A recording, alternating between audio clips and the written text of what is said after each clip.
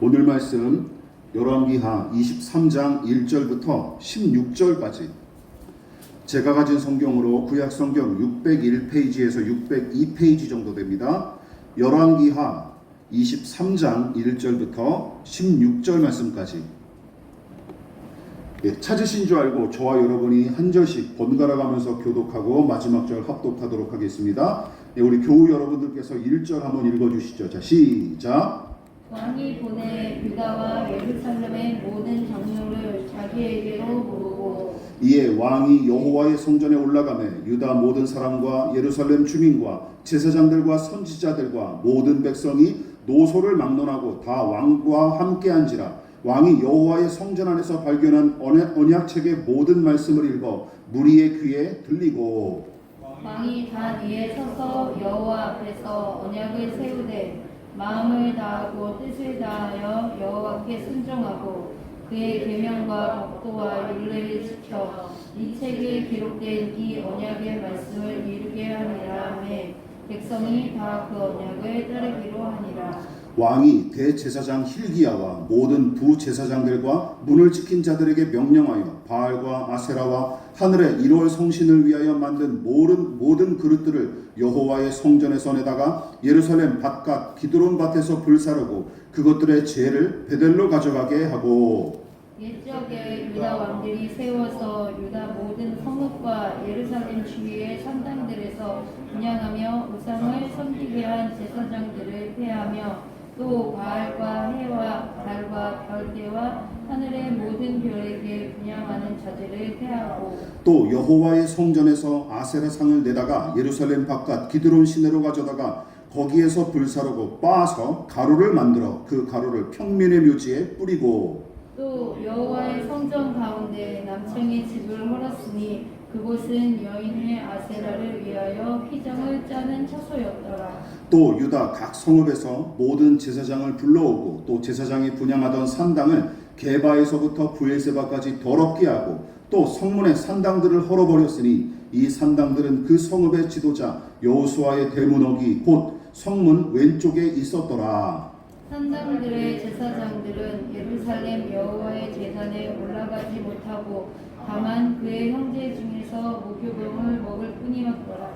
왕이 또 흰놈의 아들 골짜기에 도벳을 더럽게 하여 어떤 사람도 몰록에게 드리기 위하여 자기의 자녀를 불로 지나가지 못하게 하고 또 유다 여러 왕이 태양을 위하여 드린 말들을 제하여 버렸으니 이 말들은 여호와의 성전으로 들어가는 곳에 근처 내지 나단에게 집 곁에 있던 것이며 또 태양 수레를 불사르고 유다 여러 왕이 아하스의 다락 지붕에 세운 제단들과 므낫세가 여호와의 성전 두 마당에 세운 제단들을 왕이 다 헐고 거기서 빻아내려서 그것들의 가루를 기드론 시내에 쏟아버리고 또 예루살렘 앞 열명의 산 오른쪽에 세운 산당들을 왕이 더럽게 하였으니 이는 옛적에 이스라엘 왕 솔로몬이 시돈 사람의 가증한 아스다롯과 모압 사람의 가증한 그무스와 암몬 자손의 가증한 밀곰을 위하여 세웠던 것이며 왕이 또 석상들을 깨뜨리며 아세라 목상들을 찢고 사람의 해골로 그곳에 채웠더라.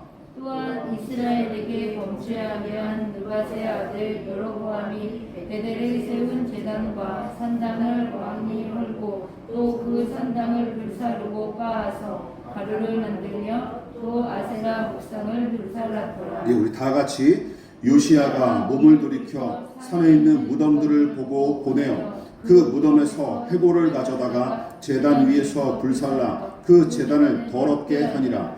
이 일을 하나님의 사람이 전하였더니 그 전한 여호와의 말씀대로 되었더라. 아멘. 우리 말씀의 제목을 다 같이 한번 읽어보시겠습니다. 자, 시작. 왕이 여호와의 성전에 올라가네. 왕이 여호와의 성전에 올라가네 라는 제목으로 말씀의 은혜를 함께 나누도록 하겠습니다. 이스라엘 역사를 통해 들려오는 하나님의 말씀을 듣고 우상과 미신척결 정책을 용감히 시작했던 요시야는 6년 뒤에 선명하게 기록된 율법책의 말씀을 마주함으로써 더 깊은 믿음의 차원으로 나아가는 계기를 맞이하죠. 그러니까 요시야는 지난 역사를 통해 여호와 하나님과의 관계가 이 나라와 민족의 관건임을 깨달았고 16세 때부터는 본격적으로 그의 조상 다윗의 하나님을 찾기 시작하면서부터 믿음을 다져나갔던 것으로 보이는데, 아마도 하나님을 사랑하고 의지하는 이 믿음이 그때부터 이미 그의 내면에 자리매김했고, 그 믿음을 구체적으로 증명한 사건이 20세 때부터 단행한 우상 척결 정책과 성전 보수인 셈입니다. 그런데 하나님께서는 요시야가 지난 역사를 통해 들려오는 당신의 뜻을 깨닫고 믿음을 얻은 것에서 안주하지 않기를 바라셨던 것 같아요. 그래서 성전 보수를 진행하던 도중에 잃었던 율법책을 찾도록 섭리 가운데 인도하셨고, 요시야는 서기관 사반이 낭독하는 율법책의 말씀으로 말미암아 더 깊은 믿음으로 나아가기에 이릅니다. 그러나 율법책의 말씀이 신령한 은혜로 그의 말씀을 사로잡았고, 그것이 이 시대를 향한 분명한 하나님의 경고임을 확신했을지라도 결국은 자기 혼자 누린 감동과 확신이었던 까닭에 검증이 반드시 필요했던 것이죠. 그래서 어떻게 합니까? 때마침 경건한 여선지자 훌다가 동시대에 활약하고 있었기 때문에 신하들을 그녀에게 보내죠. 검증하기 위해서만이 아니었습니다. 기록된 율법의 말씀 앞에 겸허히 자신을 낮춘 채로 경청한 것은 물론이고 더 깊은 확신과 분명한 적용을 위해 선지자에게 문의했을 뿐만 아니라 홀로 이해하고 해석한 말씀과 그로 말미암은 은혜로 만족하지 않고, 요시야는 더 강하고 깊은 확신을 얻기 위해 선지자를 통해 들려오는 하나님의 메시지에도 귀를 기울였던 것입니다. 무엇보다 이 모든 일은 하나님께서 남유다의 개혁과 회복을 위해 요시야를 세우시는 과정으로서 그를 어떤 사람으로 세우시는 거예요? 말씀에 사로잡힌 사람, 말씀을 기준 삼고 순종하는 사람, 말씀을 의지하고 그 은혜를 갈망하는 사람으로 삼으신 것이 인상적입니다. 그래서 지난주의 결론이 이것이었죠. 역사와 성경과 성령을 통해 들려오는 하나님의 말씀에 귀를 기울이고 그 말씀에 사로잡혀 순종하여 충성하는 믿음의 사람들, 하나님은 이런 사람들을 통해 당신의 뜻을 이루시고 교회를 보존하시는 것입니다. 믿으십니까? 요시야가 바로 거기에 부합한 인물이었던 것이죠. 오늘 본문도 요시야의 종교개혁에 관한 이야기가 계속 이어지고 우리는 두세 번 정도 더 그에 관해 살펴보며 은혜를 나눌 예정입니다. 자, 그렇다면 우리가 이제 앞서 살펴보는 이 23장 본문은 우리에게 어떤 교훈과 영적 통찰을 제공해 줄까요? 저는 먼저 이 부분에서 좀 부정적인 생각들이 먼저 들었습니다. 그게 무엇인지 함께 말씀의 은혜를 추적하면서 나눠보도록 하겠습니다. 자, 첫 번째 같이 한번 읽어볼까요? 시작. 남유다를 깊이 잠식한 우상숭배의 실태. 자, 먼저 저는 본문을 읽으면서 혀를 찼던 점이 있습니다. 뭐냐면 우상단지들과 그 신들을 섬기는 제단들이 남유다 전역에 무수히 세워져 있었을 뿐만 아니라 요시야가 통치하던 당시까지 우상과 미신 숭배가 매우 활발하게 이루어진 사실을 본문이 아주 적나라하게 보여줬기 때문이죠. 무엇보다 4절부터 8절까지 이어진 내용이 매우 끔찍하게 와닿았는데, 해괴망측하게도 우상 숭배가 어디에까지 이루어졌어요? 하나님의 성전 내부와 그 예식에까지 영향을 미쳤기 때문입니다. 본문을 보십시오. 바알과 아세라 등의 우상단지들은 물론이고 1월 성신을 숭배할 때 쓰는 기구들이 어디에 자리 잡고 있었어요?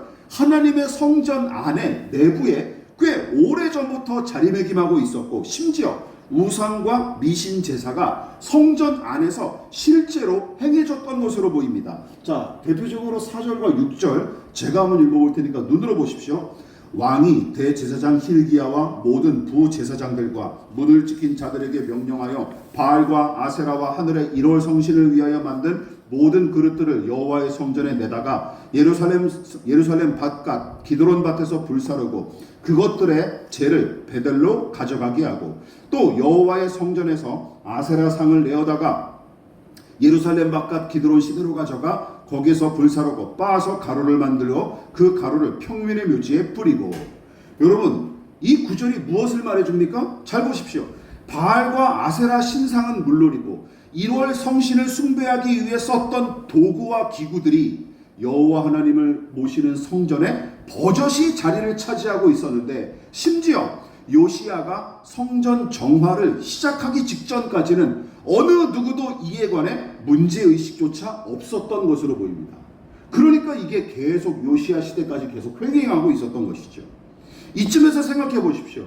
여호와 하나님을 유일신으로 신뢰하고 섬기는 것이 이스라엘의 신앙이고, 그 신앙을 구체적인 형태로 고백한 건축물이자 더욱 풍성히 그 신앙을 펼치도록 마련한 공간이 뭐예요? 하나님의 성전 아닙니까? 게다가 율법의 핵심인 십계명은 하나님 이외에 다른 신을 절대로 인정하지 않을 뿐더러 우상 숭배를 가장 혐오스럽고 사악한 행위로 간주하여 강력하게 금지했어요. 그러니까 십계명의 1계명과 2계명이 다 그에 관한 계명들 아닙니까? 나 이외에는 다른 신을 섬기지 말라. 모든 우상은 형상이라도 만들지 말라라고 강력하게 규정하고 있지 않습니까?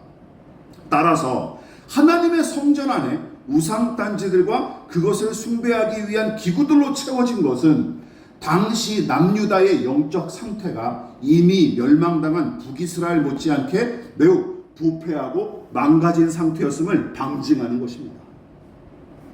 최근 정부가 역사학계의 요직에 신친일파 집단인 뉴라이트 계열의 인물들을 임명하는 짓을 저질렀는데, 뉴스 보셨죠? 독립기념관에 그 친일 사고방식을 가진 인간을 관장으로 세워버렸어요.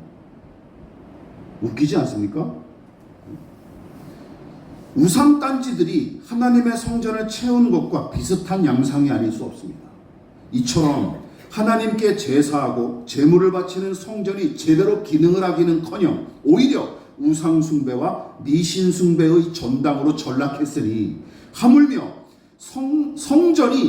성전 이외의 다른 지역과 공간은 어떠했겠습니까? 하나님의 성전마저 이렇게 더럽히고 망가뜨려 버렸는데 다른 남유다 지역은 어떻게 했냐는 거죠. 더 심하면 더 심했겠죠. 따라서 우상단지들과 미신숭배의 풍습이 남유다 전역을 차지한 현상을 이상하게 볼 게 없습니다. 게다가 요시야가 종교개혁을 단행하기 시작한 시점이 언제인지 생각해 보십시오.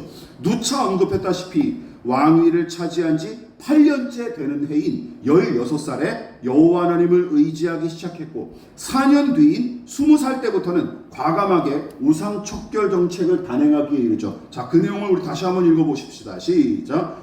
아직도 어렸을 때 곧 왕위에 있은 지 8년에 그의 조상 다윗의 하나님을 비로소 찾고 제12년에 유다와 예루살렘을 비로소 정결하게 하여 그 산당들과 아세라 목상들과 아로새긴 우상들과 부어 만든 우상들을 제거하여 버리매, 왕위에 오른 지 12년째 되는 해가 바로 요시야의 나이가 20살이었고, 그때부터 예루살렘을 비롯한 남유다 전역에 세워진 우상단지들을 파괴하기 시작했는데, 여러분, 열왕기하 23장 오늘 본문의 요시야가 율법책을 발견한 직후의 이야기이지 않습니까? 그때가 언제였어요? 최소한 26살 이후의 기록이에요.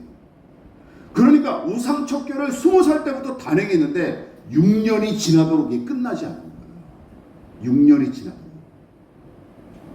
아니, 그리고 남유다가 크기가 얼마나, 이스라엘 전체가 강원도랑 충청도 반 정도 합한 지역. 그러니까 남유다만 합하면 그거 절반도 안 돼요. 그 작은 지역에 우상 척결 정책을 시행하는데 몇 년이 걸렸는데 아직도 끝나지 않았어요?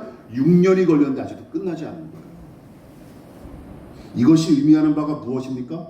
20살 때부터 단호하게 우상 척결 정책을 시행하고 시작했으나 무려 6년이 지난 이후에도 미처 다 척결하지 못한 우상단지들과 미신숭배 재단들이 허다했다는 사실을 방증하는 것입니다.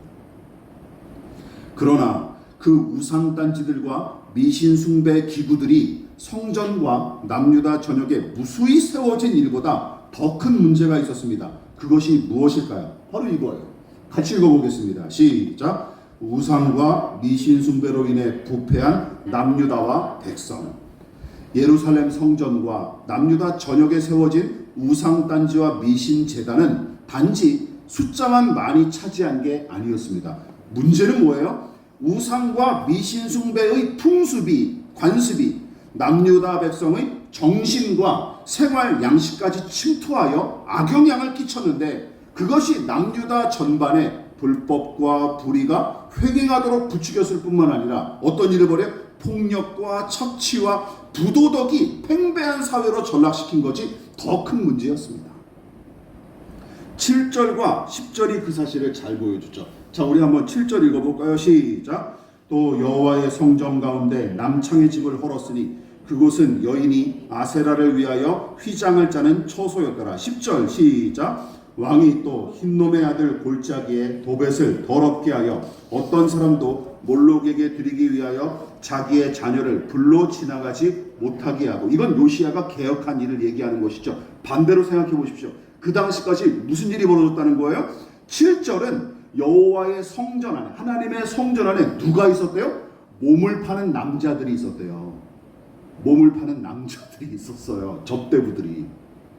그 남자들을 위한 공간이 있었고, 그곳은 여인들이 아세라 여신을 위하여 천을 짜는 곳으로 사용됐다고 합니다.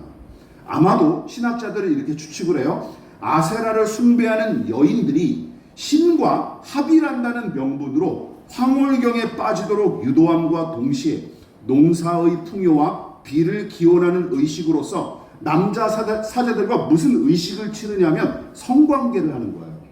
그 남녀가 성관계를 하면 이제 그것이 신과 하나 된다라고 이제 생각을 하는 것이죠. 고대에는 그런 종교들이 많았어요. 그렇게 성관계를 맺었던 것으로 보입니다. 여러분, 얼마나 좋은 핑계거리입니까? 무분별하고 부도덕한 짓거리가 신령한 종교 행위로 얼마든지 포장되고 허용되었으니 말입니다. 그렇지 않습니까? 나는 그냥 아세라 신에게 예배하러 가는 거야. 그런데 이제 남자 창기와 몸을 섞는 것이죠. 이런 일들이 어디서? 하나님의 성전 안에서 벌어졌던 거예요. 하나님의 성전 안에서 말이죠. 우상단지들만 세워져 있던 게 아니었습니다. 그 성전 안에서 그런 일들이 비일비재하게 일어났던 것이죠. 말씀드렸지만 이 짓거리가 하나님의 성전 안에서 보란듯이 자행됐던 것입니다. 이렇게 상상해 보십시다. 혹시 우리 예배당이 주일 오전에는 평소처럼 하나님을 예배하는 공간으로 사용하지만 오후에는 신천지나 하나님의 교회 같은 이단 사이비의 모임이 이루어지고 주중 평일에는 불법 성매매가 이루어지는 공간으로 쓰여진다면 누가 이렇게 평가할 수 있을까요? 공간 활용이 탁월하군요. 공간 활용이 탁월하고 합리적이군요. 이렇게 칭찬할 것입니까? 말도 안 되죠. 그뿐만이 아닙니다. 여러분들이 여러 번 익숙한 이 몰렉이란 모압의 신인 몰렉 혹은 몰록은 인신제사, 그리고 인간 재물을 요구하는 신으로 널리 알려졌는데, 그 당시까지 남유다 백성 중에도 몰렉에게 제 자식까지 갖다 바치는 작자들이 적잖았고, 그런 행태가 요시야의 통치기까지 계속 이어져 왔던 것으로 보입니다. 자, 여러분, 이걸 생각해 보십시오. 제 소원을 이루고 제 목숨 부지하고 또한 제 유익과 안락을 위해 자식 새끼같이 갖다 바치는 인간들이라면 다른 사람들의 생명과 권리를 소중히 여길 리가 있겠습니까? 아니, 자식도 잡아먹는 부모가 남의 생명을 소중히 여기겠냐고요. 말도 안 되죠. 오히려 누워서 떡 먹는 일보다 더 쉽게 타인을 착취하고 해코지할 게 빤합니다. 게다가 이게 어떻게 이루어졌어요? 종교의 이름으로 이루어지지 않습니까? 종교의 이름으로 자식까지 제물로 바치는 일이 허용되는 사회가 여러분 과연 사람 살만한 곳이라고 할 수 있을까요? 사람 살만한 곳이라고 할 수 있을까요? 그러므로 자신의 신앙과 헌신을 빙자하여 가족의 희생을 당연하게 여기고 또한 그것을 강제하는 사람은 기억하십시오. 몰록 신에게 아첨하기 위해 제 자식을 불구덩이에 던지는 작자들과 크게 다르지 않다는 사실을 유념하십시오. 조심해야 되는 거예요. 또한 종교와 신앙을 핑계로 비윤리적이고 부도덕한 행태를 용인하는 작회도 마찬가지입니다. 그것은 무엇을 이야기해 주는 거예요? 이거예요.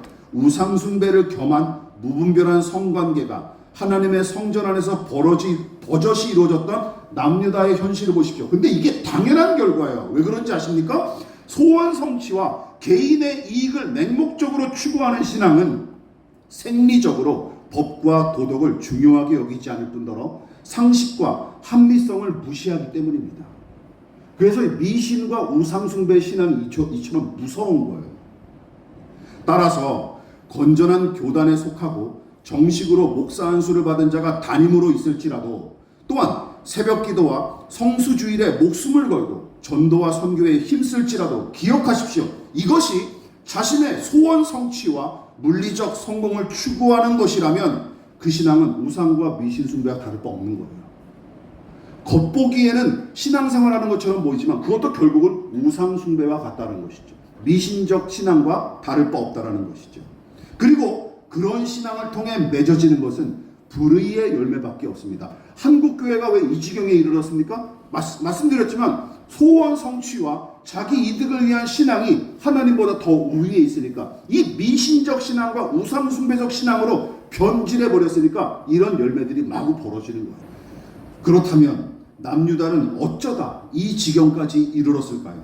본문은 요시야의 이야기를 통해 그 문제의 원흉을 다음과 같이 지적하고 있습니다. 자, 세 번째 같이 한번 읽어보겠습니다. 시작. 남유다의 타락과 부패의 원흉인 지도자들. 남유다의 타락과 부패를 부추긴 책임은 누구에게 있을까요? 아니, 보다 더 정확한 질문은 이것입니다. 누구에게 더 큰 책임이 있을까요? 훗날 남유다도 북이스라엘처럼 바벨론 제국의 침략으로 멸망을 당해버리고 또한 우매한 남유다 백성도 부패와 타락의 책임에서 자유롭지 못한 게 사실이지만 제사장들과 선지자들 같은 종교 지도자들의 책임이 더 크고 그보다 더 크게 책망받아 마땅한 작자들은 바로 남유다 왕들입니다. 당연하죠. 여러분, 이스라엘 왕은 이방 나라의 왕들과 다르게 절대 권력을 휘두르는 자리가 아니지만 어쨌든 왕은 다른 직분보다 강력한 권세를 발휘할 뿐만 아니라 나라 전반에 미치는 영향력도 어떤 자리보다 크기 때문이죠. 특히 열왕기하 23장 본문은 그 사실을 아주 직접적으로 노골적으로 폭로하기에 주목할 필요가 있습니다. 자, 이 부분이에요. 같이 읽어볼까요? 23장 11절 시작. 또 유다 여러 왕이 태양을 위하여 드린 말들을 제하여 버렸으니. 또 12절 시작. 유다 여러 왕이 아하스의 다락지경에 세운 제단들과 므낫세가 여호와의 성전 두 마당에 세운 제단들을 왕이 다 헐고. 23장 13절 마지막 시작. 이는 옛적에 이스라엘 왕 솔로몬이 시돈 사람의 가증한 아스타롯과 모압 사람의 가증한 그모스와 암몬 사람의 가증한 밀곰을 위하여 세웠던 것이며. 여러분, 우상과 미신 숭배를 적극적으로 부추기고 권장했던 왕들을 다 싸잡아 언급한 것을 보십시오. 이게 참 직접적이죠. 물론 여기 언급된 유다 여러 왕은 하나님 앞에 노골적으로 악을 저질렀던 자들을 일컫는데 성전 건축 이후부터 하나님을 등지고 우상 숭배를 일삼았던 솔로몬도 거기에 해당하는 겁니다. 거기에 해당합니다. 그렇다면 하나님 보시기에 선하게 행했던 왕들, 간혹 나타났던 선한 왕들은 우상 숭배와 미신적 신앙을 완전히 배격했을까요? 아닙니다. 열왕기서가 선한 왕들에 대해 긍정적으로 평가한 것은 사실이지만 그 왕들이 산당 제거와 우상 철폐에 미온적인 태도로 일관했던 불쾌한 사실도 함께 기록을 했어요. 그래서 열왕기서에는 어떤 구절이 자주 등장합니까? 이거죠. 빨간 글씨 읽어볼까요? 시작. 왕이 산당들을 제거하지 않으므로 백성이 여전히 산당에서 제사를 드리며 분향했다 하는 구절이 소위 하나님을 잘 섬겼다고 평가받는 왕들의 이야기에도 어김없이 등장합니다. 어김없이. 그 대표적인 인물을 제가 일일이 다 찾아봤어요. 그 중에 아사, 여호사밧, 요아스, 아마샤, 아사랴, 요담 등입니다. 이 사람들은 하나님 앞에 칭찬받았던 사람들이에요. 그런데 이 사람들을 평가하는 구절에 항상 이 빨간 구절이 따라왔던 거예요. 이처럼 악한 왕들이 우상숭배를 적극적으로 권장하고 부추긴 것이 가장 큰 문제였지만 선한 왕으로 일컫는 왕들이 산당제사 척결 등에 관해 미온적으로 대처하거나 방치한 잘못을 가볍게 여겨서도 절대 안 됩니다. 미온적으로 대처, 아니면 수수방관하거나. 또한 왕과 신하들 그리고 각 고을의 방백들을 비롯한 정치 지도자들만 탓할 일도 아니에요. 다 아시다시피 불의를 저질렀던 악한 왕들 곁에는 항상 누가 거머리처럼 들러붙어 있었어요? 꾀평을 얻기 위해 종교 지도자들이 항상 들러붙어 있었습니다. 제사장들과 선지자들 말이죠. 말씀드렸지만 불의를 저질렀던 악한 왕들 곁에는 탐욕스러운 종교 지도자들이 계평을 얻기 위해 거머리처럼 들러붙기 일쑤였습니다. 그리고 아첨을 일삼았죠. 그러니까 사무엘과 아히멜렉 제사장과 나단 선지자, 엘리야와 엘리사 선지자처럼 하나님의 종답게 왕의 잘못을 단호하게 지적하고 비판을 서슴지 않으며 제 본분에 맞게 원칙을 따르고 소신껏 맡은 사명을 감당했던 선지자와 제사장은 이스라엘 역사를 통틀어서도 아주 소수에 불과했습니다. 소수에 불과했습니다. 따라서 남유다뿐만 아니라 이스라엘 전체 역사를 통틀어 하나님을 제대로 섬긴 시기가 있기는 했는지 의심스러울 정도예요. 거의 없었습니다. 다시 말해 하나님께서 당신을 사랑하고 섬기는 백성으로 이스라엘 민족을 선택하시고 그들의 나라가 당신의 나라를 구현하게끔 은혜를 베푸시고 인도하셨건만 하나님의 바람과 그 뜻을 실현시킨 적은 역사를 통틀어 거의 드물고 설령 있다 손치더라도 그 기간은 매우 짧았습니다. 그 기간은 매우 짧았어요. 그러므로 이스라엘이 하나님 나라를 구현한 적이 있었던 것처럼 또한 무슨 신정 국가의 무슨 모범이라도 되는 것처럼 그렇게 착각하지 마십시오. 이놈들 바보들입니다. 바보들입니다. 우리 못지않은 바보들이에요. 도리어 세상 나라 못지않게 허우적됐던 나라가 이스라엘임을 명심하십시오. 말씀을 마무리하도록 하겠습니다. 우리 마지막으로 이 제목 읽어보겠습니다. 시작. 모든 백성을 이끌고 성전에 올라가는 왕.